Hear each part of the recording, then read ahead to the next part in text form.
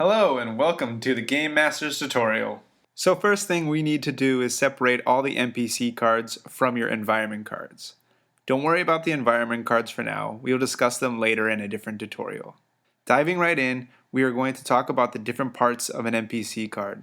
As you can see, the name is in the top left hand corner. We have the level in the top right hand corner. The NPC type is in the bottom left hand corner of the illustration. And in the bottom right hand corner, we have whether it's a sentient creature or a non-sentient creature, as well as if it's aggressive or neutral. And in the middle here, you can see all the different abilities you'll have for your NPC.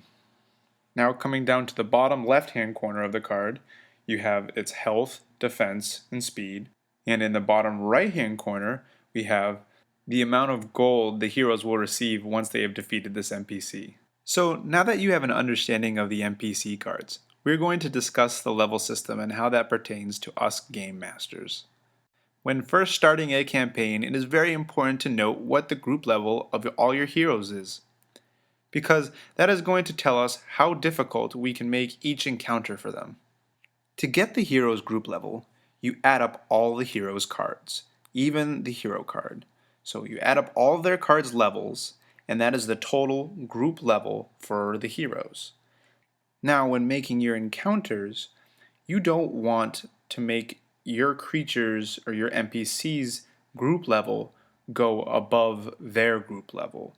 You can in some cases, but you don't want to do this too often, and you don't want to go much higher than their group level, maybe only a couple points, because it will significantly increase the difficulty of the battle if you go much higher than the group level.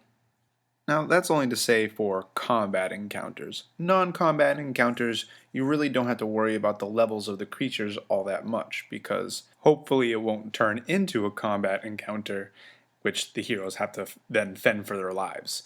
Which you'd be surprised how often that can take place. So moving right along, in addition to trying to match their group level, you have to keep in mind that you can only put down 2 NPC cards for every 1 hero card that there is. And this is to prevent people from putting down like 100 swarmlings and attacking one person with 100 swarmlings, because that would just be absolutely insane.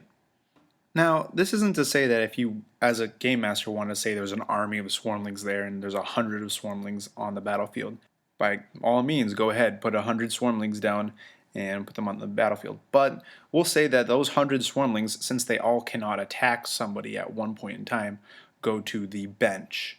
And they wait for the other swarmlings in front of them to die so they can take their place. So it kind of happens like a real battle would, because when you're in the midst of a battle, you'd be fighting a couple people at a time. You can't actually attack or fight and be engaged in combat with an entire army at one individual time.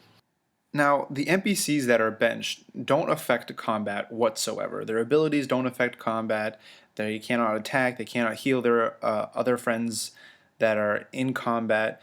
They're considered out of the combat until one of their NPCs dies, in which case they can come into play. Now, as the game master, you can show people what's benched if you want to, or you can hide what's benched.